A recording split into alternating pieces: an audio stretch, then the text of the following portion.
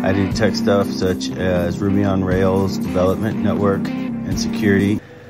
Yeah, so yesterday was like hell, tech hell for me. It's like everything went wrong, just stuff that, I mean, I was working on a VPN, which, I mean, there's so many variables and there's a lot can go wrong, but then like I have my home network, which has been stable, my little Wi-Fi connection, to DSL. It's been fine for months, and then just yesterday it was just crapping out, and I mean, I had my monitor open so I could look at the network traffic, and it would go to like 16K and then 0 and then 20K. It was just horrible. And today it's fine. Like yesterday I tried to download ManyNet, and it said estimated download time was like 20 hours. And then that was yesterday. This morning I downloaded it in 10-15 minutes. So it's tough, man, because I feel like there's a lesson there, because it was so bad. And I mean, that's one thing, the wireless. The other, I mean, there was other just weird random things that in tech things go wrong a lot, but like it's not often where you have those days where everything goes wrong. And that was like yesterday, and then like today everything seems fine, and I had something to do. I had some work this morning. I had to go on site to a client, and just like everything worked out. It's bizarre, So yeah, I downloaded ManyNet. I will just play around with it and see what, basically see what's possible. I can't claim to know what I'm going to even be getting into yet, at this point. So, yeah, I mean, like, I guess on those days, things just, I mean, when things are not going right, when things just, that normally shouldn't go wrong, just everything's going wrong, man, I guess that's the day you just got to do something different, even though it's like, man, I've got these timelines and deadlines and, but it's just not working. So I had, sometimes you got to do that. And I had one of those days. I went to, I just said, hey, I'm going outside. I have to go outside. I, just had to get some exercise, move around, get some fresh air. And I went to, I just went over to Crystal Rentals, ski rentals, and man, they hooked me up. I got I don't know. It looks cool, and it seems to work, man. But they hooked me up, man. I got a snowboard rental for the season with the snowboard, the boots, the bindings. Really good deal, and it was so much fun.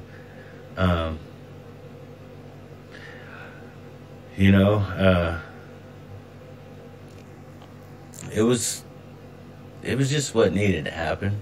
I mean, I was like banging my head against the wall with this technology, and then, man, once I went up there, and it was pretty empty, which was awesome. That's been kind of one deal with me in the past with snowboarding. It's like you're learning, you feel weird and awkward and out of control, and there's people everywhere, but when I went up to Eldora, and oh man, when I got there and just looked around, I could already tell it was going to be awesome, because just the way that when you get out of you get to the parking lot and you look, you can see the progression, for one, of like just from the left to the right. It's like, so mellow, easy hills to the more advanced stuff. And I busted my ass a few times, but and I could tell more than anything, more than ever before, I guess, because I was by myself, and I could just stop and think and not worry about what anybody else is thinking or have any pressure or anything, and sort of analyze what I was doing, and but having a good time at the same time. But I think yeah, I could see where like linking my turns is kind of is a problem. That's going from a heel side carve to a toe side carve. That's it. That's pretty much where I fall. Anyway, besides that though, I mean, it was good to, get up there. It kind of relieved some stress, but like it didn't relieve the stress, because like by the time I got home, I got home, I got a nice hot bath, and then like by the time I get out of the tub, I'm thinking about like my projects and timelines and just everything, and it's like, I guess you can't just get rid of, like, stress relief is get rid of the stuff that's causing you stress, so get the work done that you got to get done. I don't know, man. I mean, if you're a chimpanzee and there's no food, and you're hungry, you feel stressed until you get food.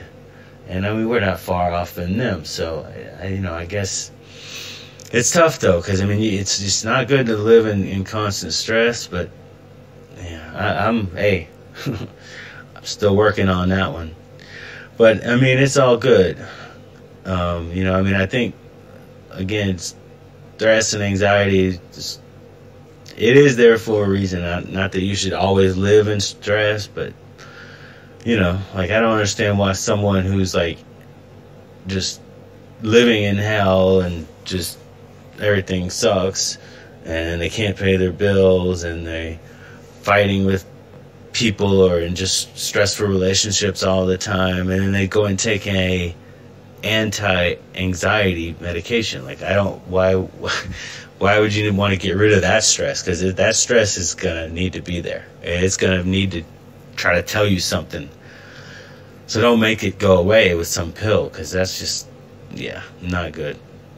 Anyway, I don't know. I mean, I don't know nothing. I'm just saying. Anyway, I mean, I still need to figure out like my work situation, like working from home, working remotely. It's clear to me that I've got to find an office.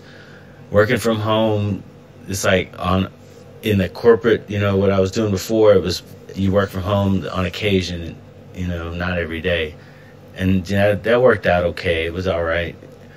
But now I'm always this is my office. It's not, I have to find a place where I can just go work without as much distraction. And I mean, I don't think anybody means to distract, but it's just I think it's gonna be more harmonious if I go away to work, and then when I come home, nobody has to try to be quiet and tiptoe around me, or even, wonder if I'm working or am I not working, and that confusion, that stress, it just hasn't been harmonious. It's just, I think, man, who needs extra stress? And, who needs an extra bill too, though, right? Who needs to pay for an office space? But I think this guy has to pay for an office space, because I need to be more productive than I've been, and I think that's one thing that's going to help.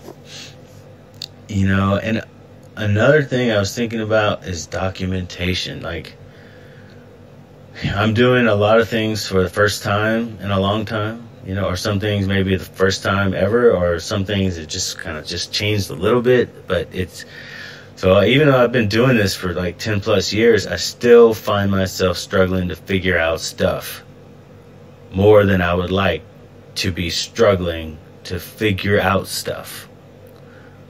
Because the problem is like connecting remote sites, or the problem is this or that. The problem never really changes. I mean, there's a certain set of problems, and there are new problems, but there's a certain set of problems that those are the ones that we solve a lot over and over. And it's funny that I'm like still like, okay, again, I have to look at this, setting up a VPN. Oh, geez, what are all the options and the variables that have to line up and match up? and all those things and that one thing you forgot to check, the most obvious thing that you know that you know, but then you forgot or whatever. Like, that's the stuff. Like, I gotta get back to where I've done this for organizations. I have to do it for my organization now, and that is just, you know, figure it out, and then figure it out only once. You know, figure it out, document it, then just update the documentation, you know, when you need to. But you shouldn't have to be figuring out stuff over and over. That's where I am right now. I'm like, I want to do this one more time. This time I'm doing it for me, and this time it's going to be documented better than ever before, because this should be the last time. And, you know, as far as like all of the things that I do as part of my practice, is not all documented. Some of it is. I have throughout the years collected and sort of puzzled to piece together my practice. You know, this is what I use for this is what I do here, this is what I do there, and that sort of thing. And I recommend everybody kind of try to, and it's hard in the corporate world, but you got to try to do it. In the corporate world, you can't determine what's this and what you use here and what you use there. But I would say if you're a network engineer, like somebody in IT or whatever, like, to try to develop your practice and document it and keep it. And even if it's in secret, you've got it stored away, and that is valuable. That could be your business later in life, or just, you know, even in the corporate world. It helped me because I went from job to job. I hopped around a lot for the last 10 years or so since I got out of the Navy. But every time I went somewhere, I learned something and I documented it, and then, you know, when I go to the next place, it's like, well, I have a solution for that. I have a solution for that. I have it all ready, and it's, you know, it just makes life just a lot easier, a lot better. Yeah, so I mean, you know, you can do, I do, you know, screenshots and like a Word document, and then I just use the Windows steps recorder, and I've seen it. I guess it's relatively new, but I never tried it until today, and now I'm like, oh wow, yes, this thing is awesome. This is what I've like been needing for so many years. So, you know, screenshots and paragraph notation, and even, you know, I've done video documentation using video is great to put on YouTube or a website or something like that. It's just so awesome to just explain something really easily for someone to consume, but it's tough to keep it updated, to make it a living document. When it's a video, you could either edit and splice in new, you know, changes, or reshoot or recapture a video every time something changes. But that might be too much work, you know. It's maybe left to be seen. These days, you know, everybody seems to have a YouTube channel, so maybe you know, maybe it's worth it. But yeah, I mean, you can build a practice, and that's what I suggest. Anyone who's just getting into this or has been in this for a while, IT networking or programming or anything that requires a lot of steps, but, you know, it's too lengthy or too technical to remember just every single detail. You got to build your practice. You got to write it down, or, you know, you type it. Don't really write it. You know, if you write something down, it's really not repeatable if you use a pen and paper. And I say everything that you do, if you write it down, it then has value. It could have value for you, or it could have value for someone else also. So you know, if you're fixing your car, or just setting up your TV, your cable, or setting up your DSL, or just little things, you know, recipes, people that cook. I mean, that's Larry Wall, the guy who wrote Perl, the programming language Perl.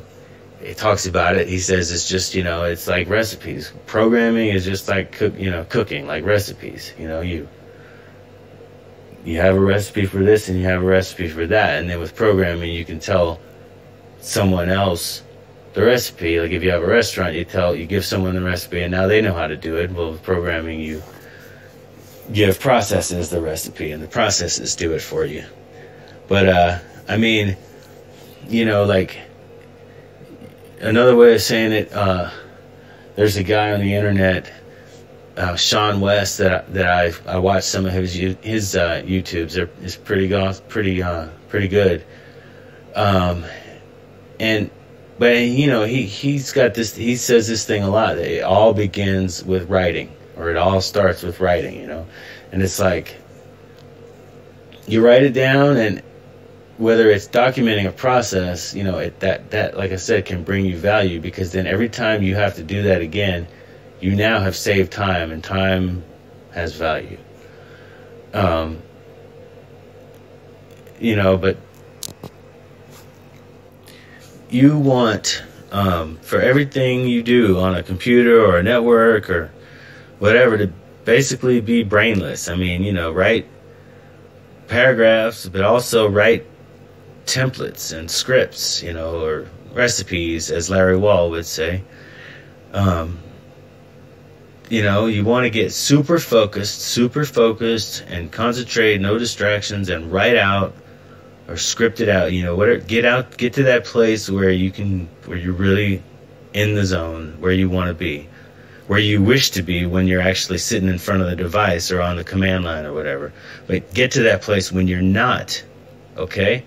Then script it out. For instance, if you're networking, if you've got to make some changes to a router or some type of you know, command line thing, when you get to that focused place when you're working, that's when you write out the commands.